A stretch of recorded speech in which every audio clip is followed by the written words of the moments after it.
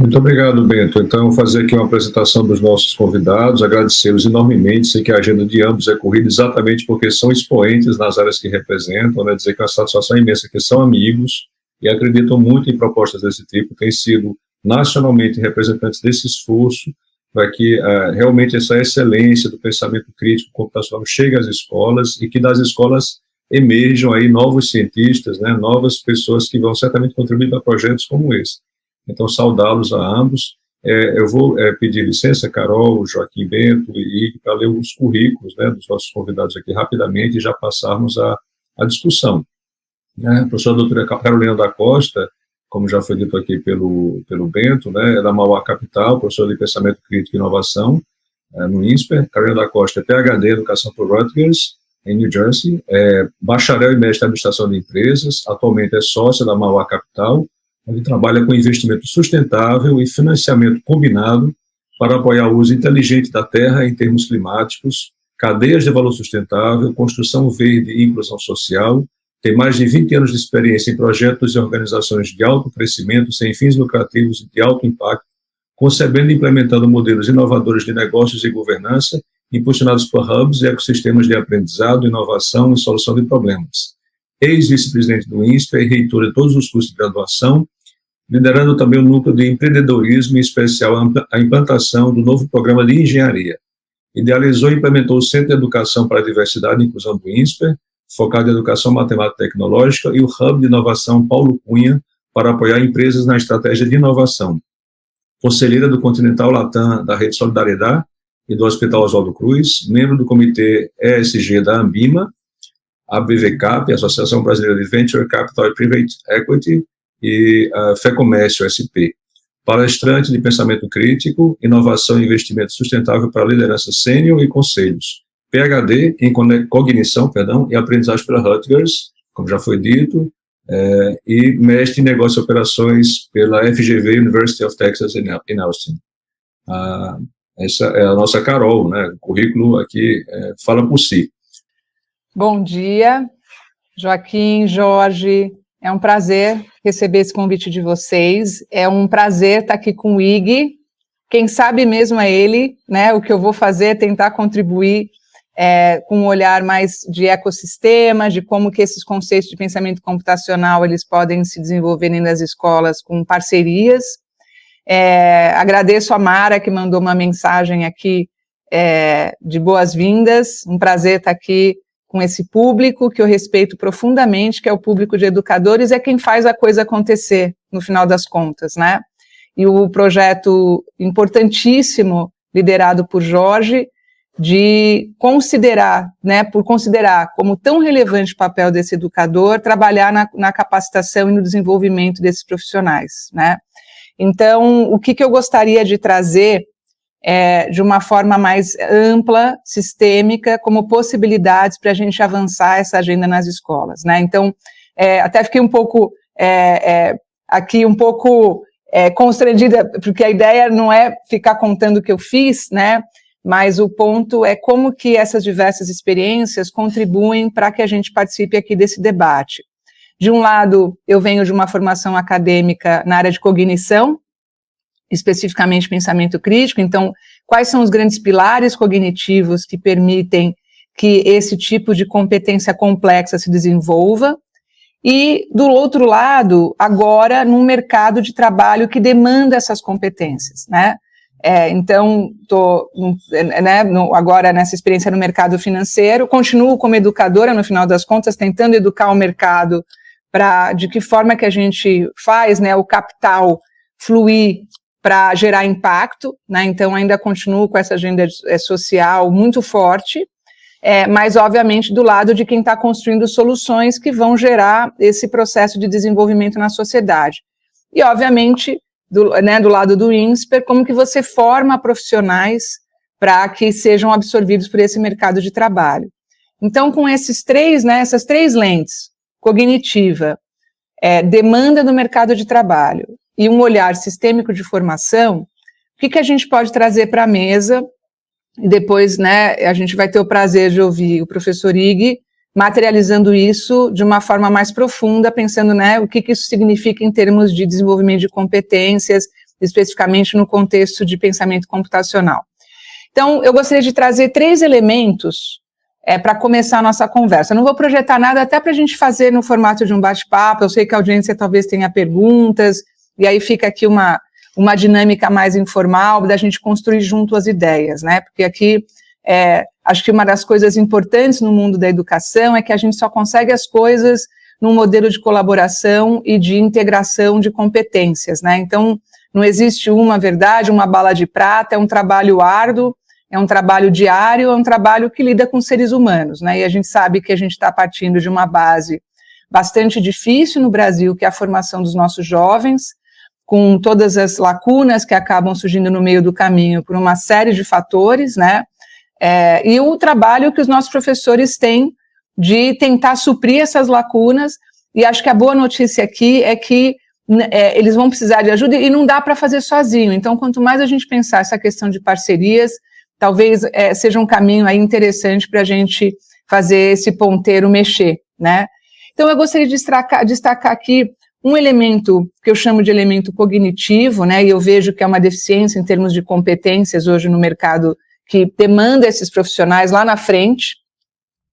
O outro tema, né, é o que isso implica do ponto de vista curricular, / desenvolvimento de professores, e esse terceiro ponto que eu frisei agora, que é a questão de parcerias, né, como que a gente traz essa lógica de hubs, né, o hub nada mais é que uma plataforma de colaboração que explora sinergias e diversas competências no sentido agregado, como que a gente pode levar isso para as escolas para justamente ajudar os professores, né. E, obviamente, lá na frente, se surgir perguntas, a gente pode ver como que quais são os caminhos para você viabilizar isso, inclusive em termos de recursos, né? Eu estava vendo alguns comentários, né? As escolas carecem de coisas básicas, como conectividade e maquinário, né? Então, a gente sabe que a gente tem que sonhar grande, mas a gente vai esbarrar em questões muito básicas e determinantes aí para as coisas avançarem. Então, do ponto de vista cognitivo, eu acho que hoje é muito importante, eu realmente aqui cumprimento a forma como o time do Jorge enunciou a questão. Quando a gente fala de pensamento computacional, em certa medida a gente está trazendo uma competência complexa do ponto de vista cognitivo, né? Não é programação, né? A gente fala, então programação não dá para ensinar porque não tem o computador em sala, né? Porque os meus professores não têm formação. Não, eu estou dando um passo atrás, estou trabalhando a competência de seleção, de identificação de variação e identificação de causalidade.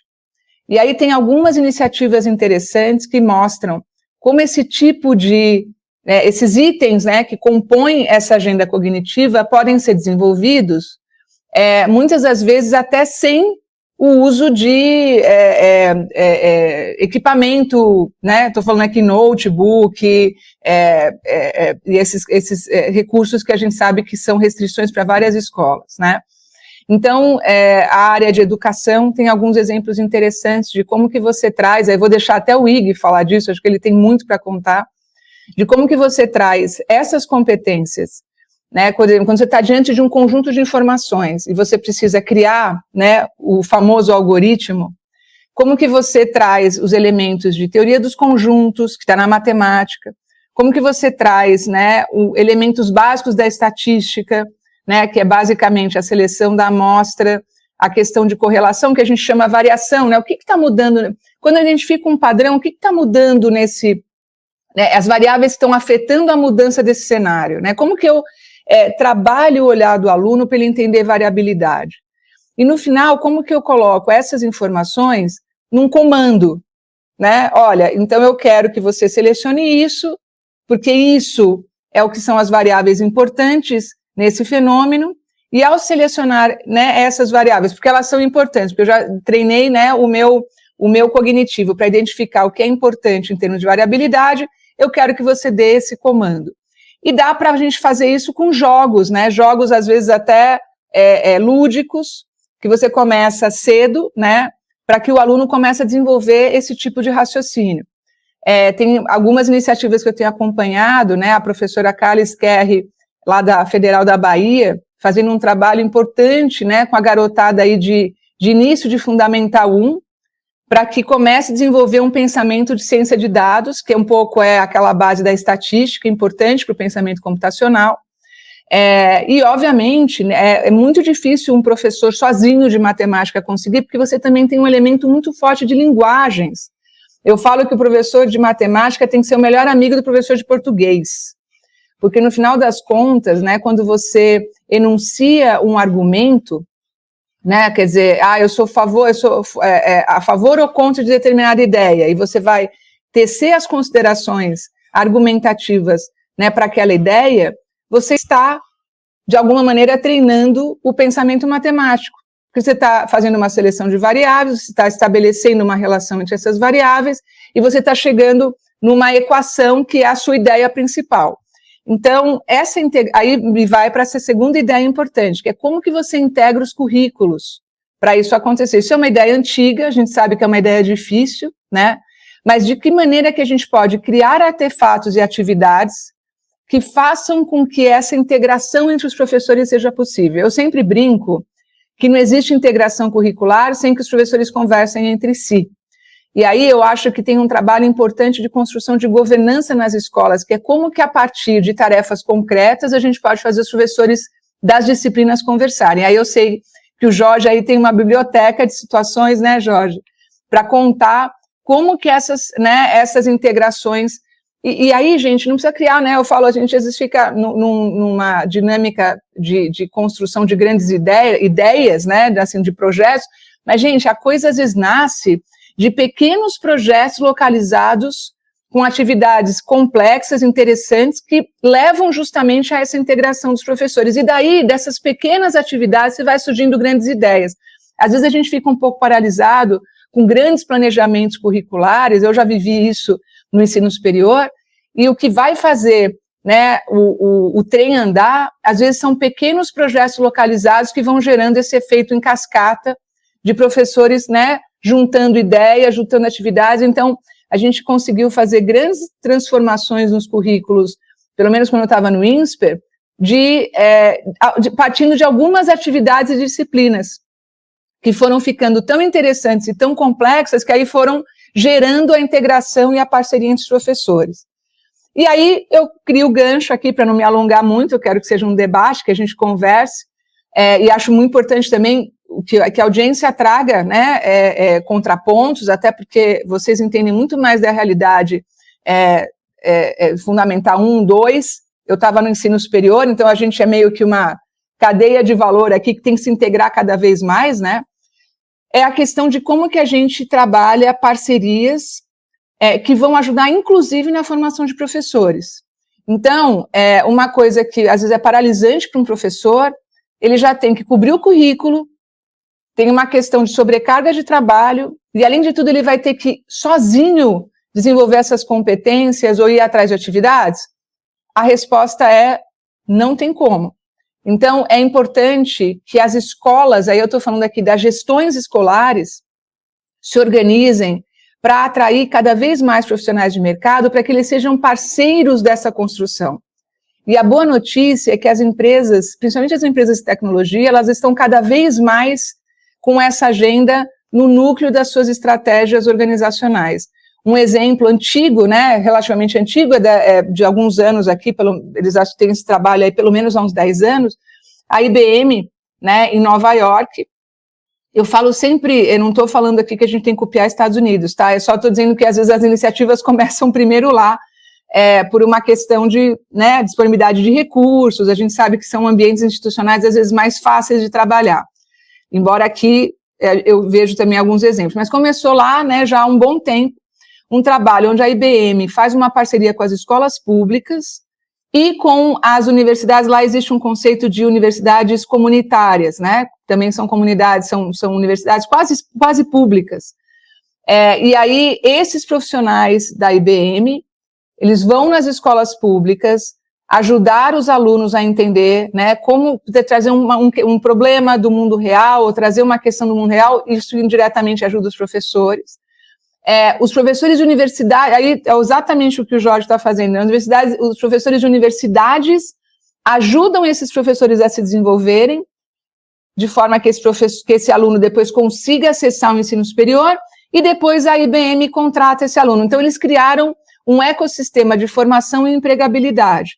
A Microsoft quer fazer essas coisas no Brasil, a SAP, quer dizer, você pega toda essa lista, Google, de empresas, né, com uma super agenda de apoiar a escola, e às vezes esses recursos acabam não vindo, porque, obviamente, é importante que as escolas se apropriem do que faz sentido para elas, né? Porque se cada um que bater na porta da escola, a escola resolver atender, no final ela está trabalhando mais para o parceiro do que o parceiro para ela. Né? Então, a ideia é como que a gestão escolar, em parceria, né, no caso das escolas públicas, com as superintendências, constroem esses hubs de contribuição, né, essas plataformas de contribuição, e essas políticas de parceria, quer dizer, o que essas empresas de tecnologia podem me ajudar?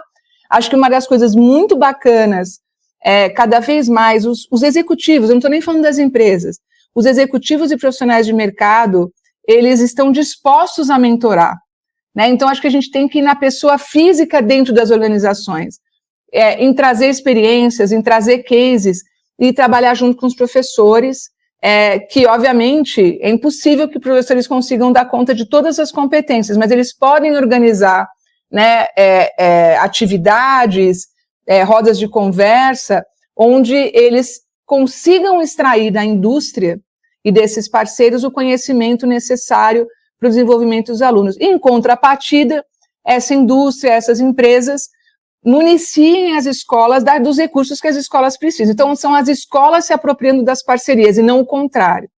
Então, acho que essas três grandes ideias, que qual que é a plataforma cognitiva, qual é a plataforma de desenvolvimento do professor e da gestão curricular, e aí qual que é a plataforma de parceiros para viabilizar isso, acho que são três ideias importantes que a gente talvez precise levar em consideração, aqui a minha modesta contribuição, para que a gente leve o desenvolvimento da inovação, gere inovação para o desenvolvimento do pensamento computacional, que é a base, né, da formação dos profissionais que vão ser demandados no futuro. E se a gente não trabalhar isso, a gente vai estar, de alguma forma, ceifando e limitando o futuro dos nossos jovens. Um pouco mais na frente, eu quero muito ouvir o Ig, a gente pode falar de algumas iniciativas que têm surgido, mas que, na minha opinião, né, que se elas estiverem só olhando para a empregabilidade, elas acabam também separando apenas alguns jovens nessa brincadeira e deixando todos os outros à margem desse modelo de empregabilidade, né, que é como que você leva, né, esses jovens, né, em massa para o futuro do mercado de trabalho, que vai ser altamente digitalizado, computacional, enfim. Então, agradeço muito a atenção e agora eu vou escutar com bastante atenção aqui o meu colega de painel, o professor Ig.